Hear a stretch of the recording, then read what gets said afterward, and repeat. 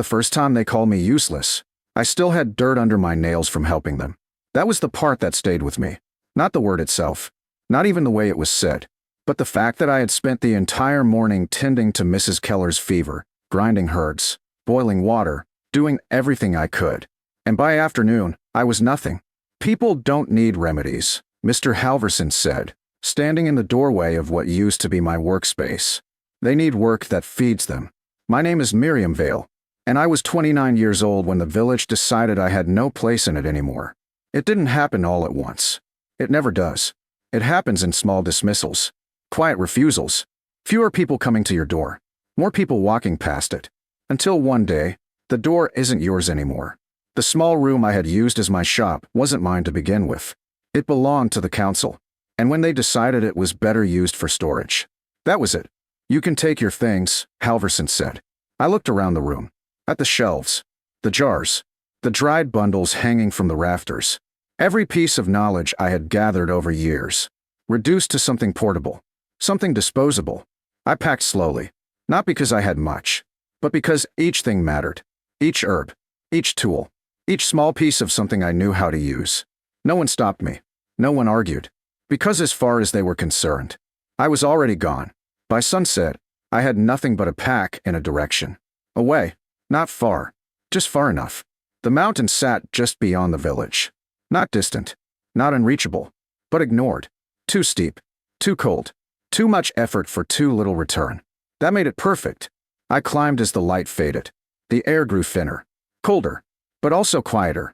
The village sounds disappeared quickly, replaced by something else. Stillness. The kind that lets you think. The kind that doesn't interrupt. I wasn't looking for a place to live. Not exactly. I was looking for a place that could become something. Something the village didn't understand yet. Something it would need later. The mountain had plenty of stone. That was obvious. But stone alone wasn't enough. I needed shape. Structure. Something that already existed. That I could work with. I found it just past a narrow ridge. A natural hollow carved into the mountainside. Not deep enough to be a full cave, but enough to shelter from wind. The opening faced slightly away from the valley, hidden unless you knew where to look. The ground inside was uneven, but dry. And more importantly, it held the air differently. Less movement, less loss.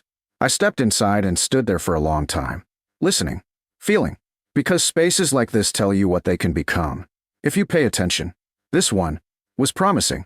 The first night was harsh. The cold pressed in from all sides. The stone offered little comfort without a fire. And even with one, the heat didn't stay. Not yet. But I didn't expect it to. Because this wasn't finished. It wasn't even started. The next morning, I began. Not by building outward, but by carving inward. I used what tools I had. A small pick. A hammer. Patience. I widened the hollow first. Removing loose stone. Shaping the walls. Making space where there wasn't enough. Each strike echoed through the mountain. Sharp. Clear. But no one heard it.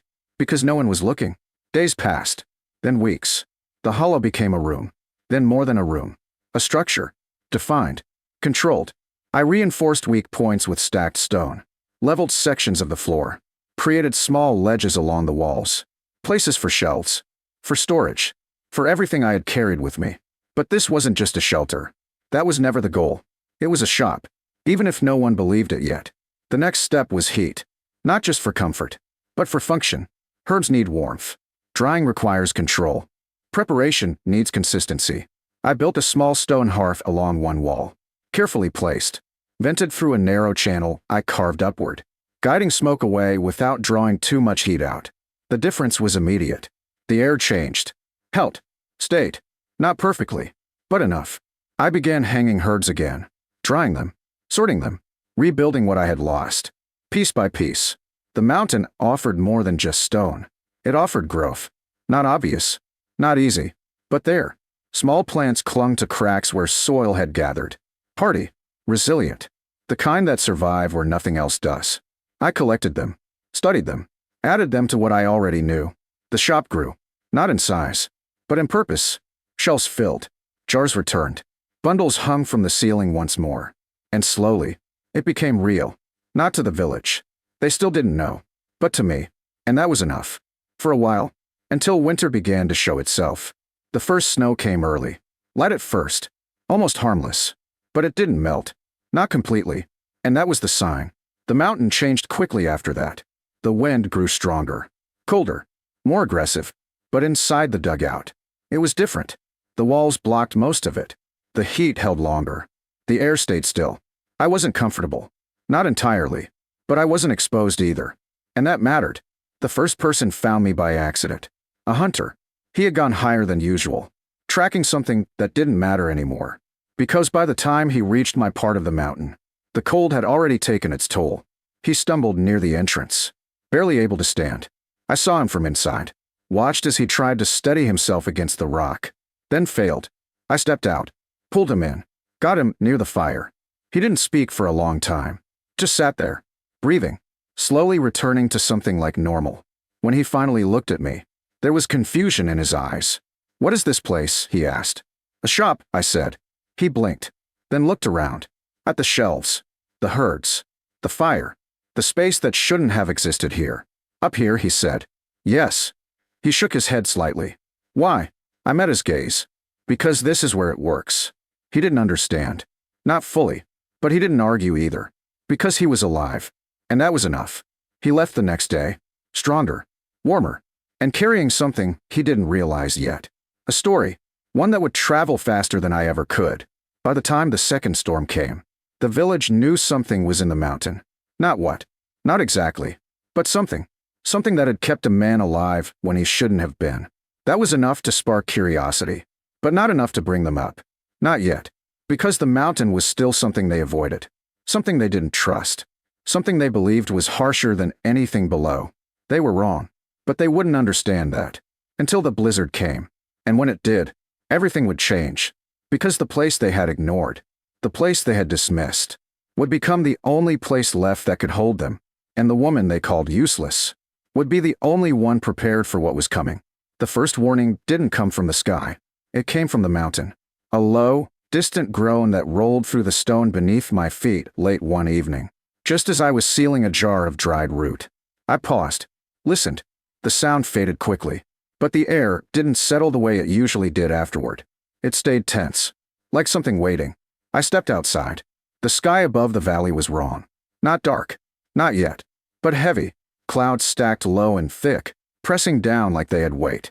The kind that doesn't pass through, the kind that stays. I knew what that meant.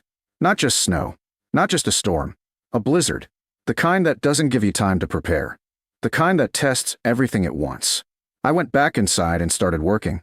Not slowly, not carefully, but with urgency. Because whatever was coming was bigger than anything I had seen that season. I reinforced the entrance first. Stacked additional stone along the lower edges. Narrowed the opening just enough to block direct wind without sealing it completely. Then I checked the vent. Cleared it. Ensured the smoke would move properly. Because if it didn't, none of this would matter. I gathered everything I had. Food, water, fuel. Stacked it within reach.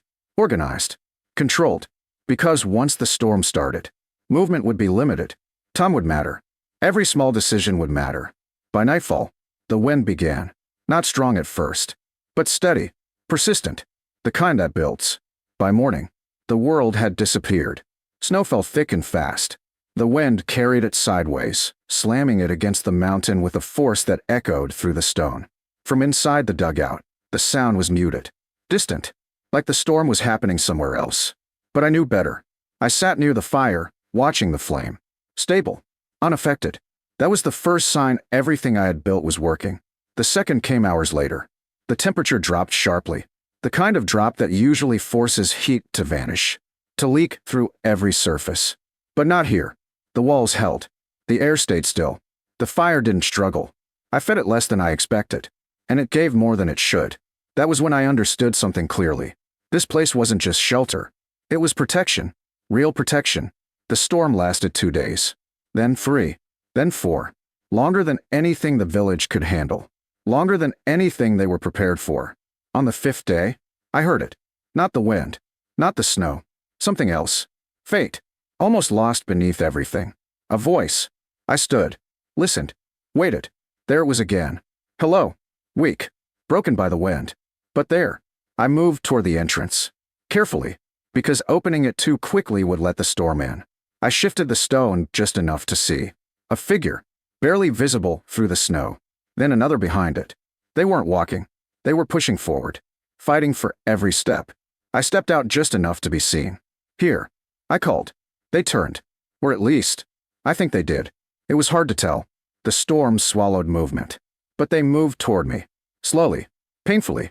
I guided them in one by one, pulled them through the opening, sealed it again as quickly as I could. Inside, they collapsed. Not from injury, from exhaustion, from cold, from reaching the end of what they could handle. There were 3 of them, then 5, because more followed, drawn by the same thing. Not the shop, not the hurts. The fact that something existed here at all. Stay near the fire, I said. My voice sounded different, stronger, because now it had to be. They didn't ask questions. Not yet. They just sat, breathing, recovering, feeling something they hadn't felt in days. Warmth. More came. Throughout the day, then the next. Small groups. Families. People who had run out of options. Who had realized too late that what they built in the valley wasn't enough. Turner was among them. He entered last. Snow covering his shoulders. His face drawn tight with cold. But his eyes, clear, focused. He looked around the dugout slowly, taking everything in. The space, the structure, the fire that held steady despite everything outside. You built this, he said. Yes. And it's holding. Yes. He nodded once, then turned back toward the entrance. There are more. I already knew, because I could hear them. Faint, distant, but coming. We'll make room, I said. And we did. Not comfortably, not easily, but effectively. The dugout changed. From a shop to something else entirely. People filled the space, sat along the walls, shared what little they had left. The fire burned steady, carefully managed. Never too high, never too low, because balance mattered now more than ever. Outside, the storm didn't stop, but inside, it didn't matter, because the mountain held, the walls held, the space I had carved from nothing held. Days passed, time lost meaning, measured only by light through the entrance, and the steady rhythm of survival. Then, one morning, the wind stopped. Not gradually, not slowly, it just ended. The silence that followed was heavier than the storm itself. We waited. No one moved at first, because after something like that, you don't trust quiet. Not immediately, but eventually. We opened the entrance. Carefully, slowly. Light spilled in. Cold, but calm. The world outside had changed. The village was barely visible. Buried, altered, reduced to shapes beneath the snow. But it was still there. And so were we. Turner stepped out beside me, looked over what remained, then back at the dugout. They wouldn't have made it, he said. I didn't respond, because we both knew it was true. He looked at me, really looked. Not the way they had before. Not dismissive, not doubtful, but certain. You weren't building a shop, he said. I glanced back inside, at the shelves, the herds, the fire that had done more than just heat the space. I said. He shook his head slightly. No, you were building this. I considered that, then said quietly, I built something that could hold. He nodded, and it did. Behind us, the others began to step out, blinking in the light, taking in the world they had nearly lost. And for the first time, they looked at the mountain differently. Not as something harsh, not as something useless, but as something that had saved them. And me? I stayed. Because the shop still mattered. The herbs still mattered. But now, it was more than that. It was proof that sometimes, the place people ignore, the thing they don't understand, is exactly what they need when everything else fails.